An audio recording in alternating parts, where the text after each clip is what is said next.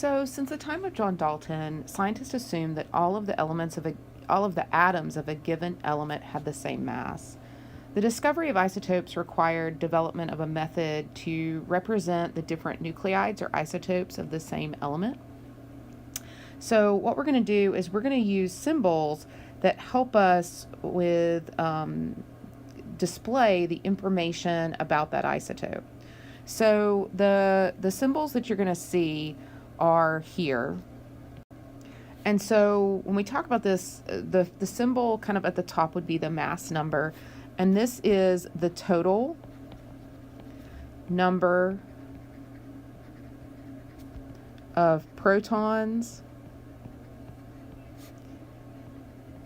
and neutrons in the nucleus.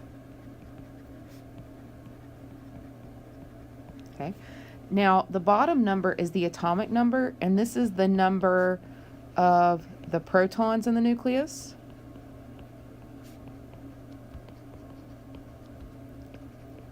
It determines the identity of the element.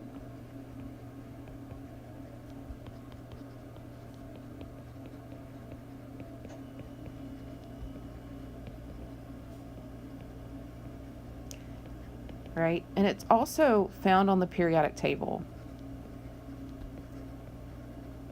So, for example, if you look at the periodic table and you look at gold, you're going to see gold is the 79th element. There are 79 protons in gold. In silver, silver is the 47th element. There are 47 protons in silver. These are the atomic numbers. Then you're going to see the element symbol. This is just the 1 or 2 letter symbol.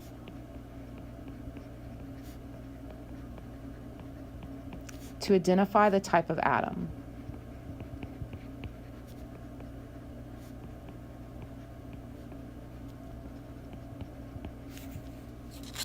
So, this is how we show isotopes. There are the other ways to show isotopes as well. Go to the next slide. I also want to define isotopes. Isotopes are the same element, which means they have the same number of protons, but a different number of neutrons. So, for example, we can see this with carbon. Carbon has all 6 protons, and it's got all 6 electrons, but it has a different number of neutrons here. And you can see the symbol here. Now, I want to point something out here when we're looking at carbon. So if we have 11 carbon here, we would also have 6. Sometimes that bottom number is left off because it's understood, right? But sometimes it's put on there. So you can see carbon written like this, that isotope. You can see it written like this, or you can see it written as carbon 11, where all of those are the mass numbers, where the 11 is the mass number, and that's all the different places you can put it. Here, people believe that you can look at the periodic table and figure out the atomic number is 6 for carbon, right? So, I would like for us to do some examples.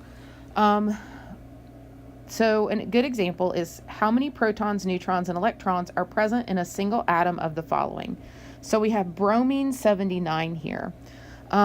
So, when we think about bromine 79, we need to figure out the number of protons.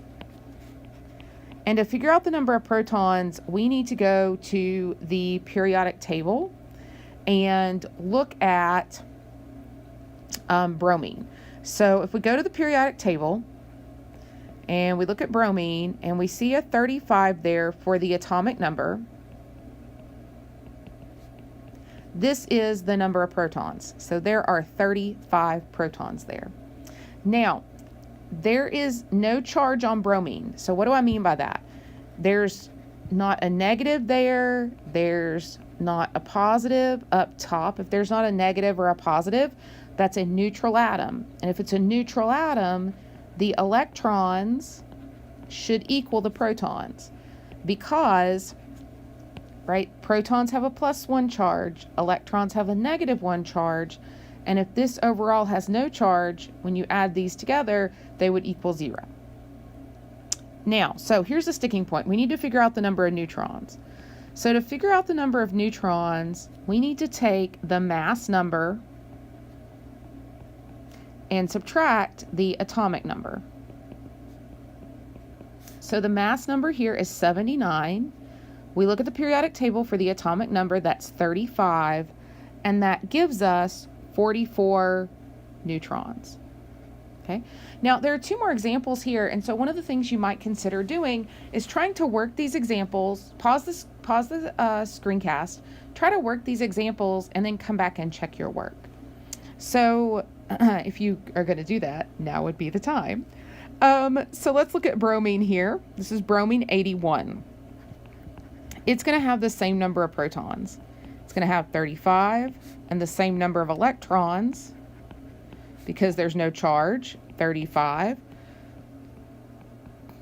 We come over here and look at the neutrons, and again, we're going to take the mass number, which is 81 in this instance, and subtract the atomic number, which is 35, and that gives us 46 neutrons. Now, I want to point out A and B here, these have the same number of protons. They're the same element. They're both bromine, but a different number of neutrons. These are isotopes. Okay. Then just one more example, iron 56. If we go and look at the periodic table of iron, we find that it's the 26th element, so there's a 26 there. We would say, great, that's our number of protons.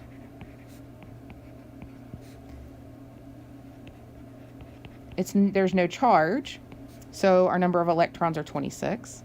And then for the neutrons, we are going to take the mass number, which is 56, and subtract the atomic number, which is 26, and that gives us 30.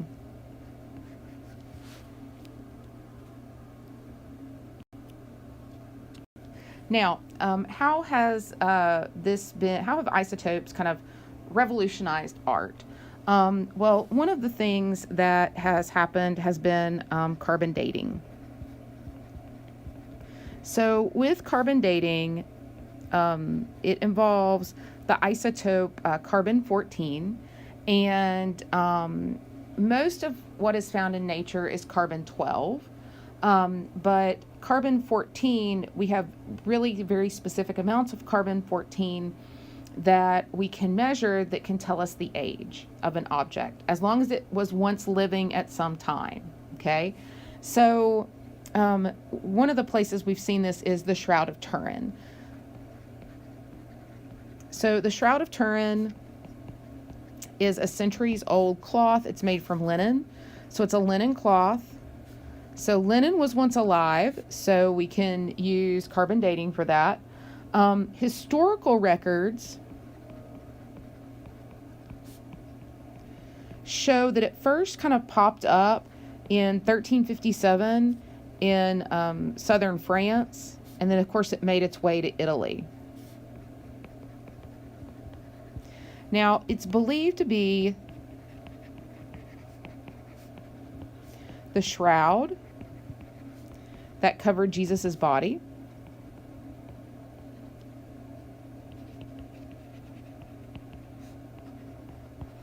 Right?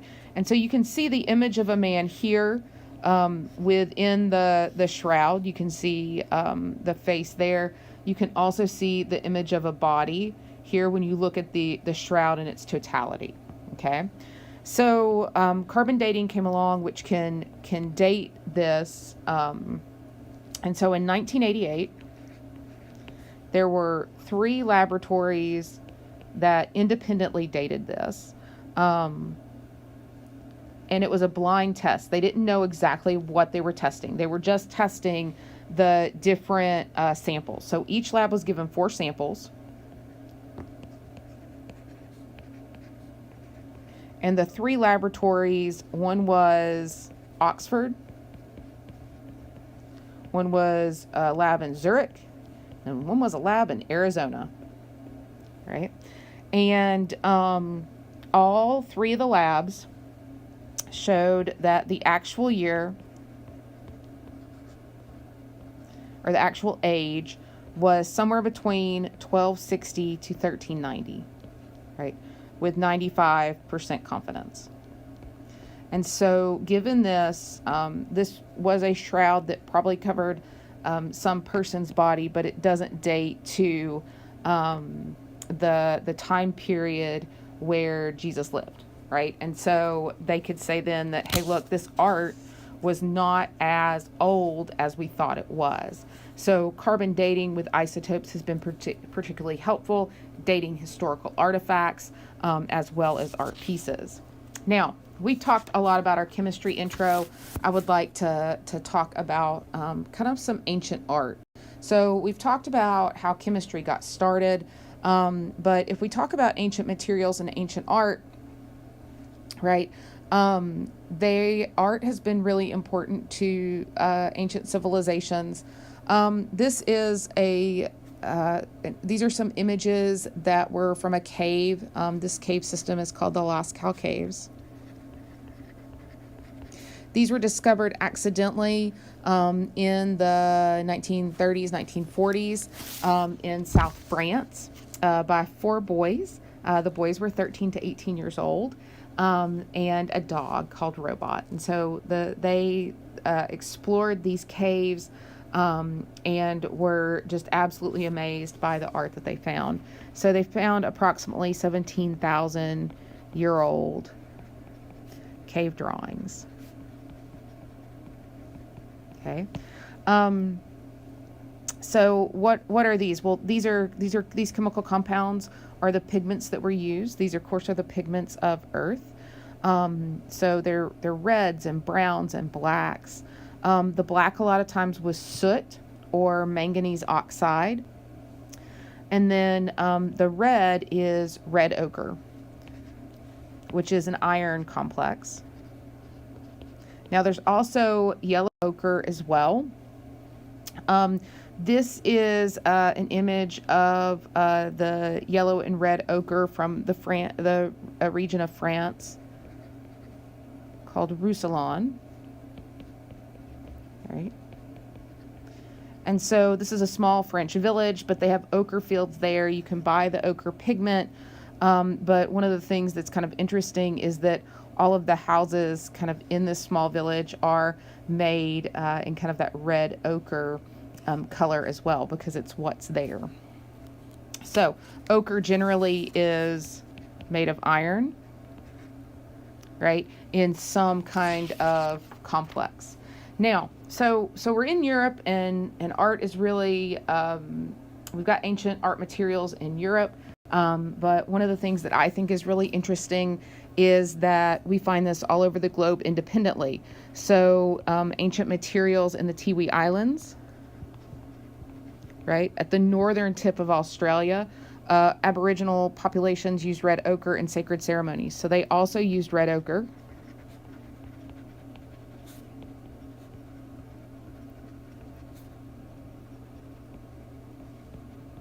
Right, and there's a lot of kind of background behind this. So young men would take a pilgrimage to get the sacred red pigment. It would be approximately 1,000 miles.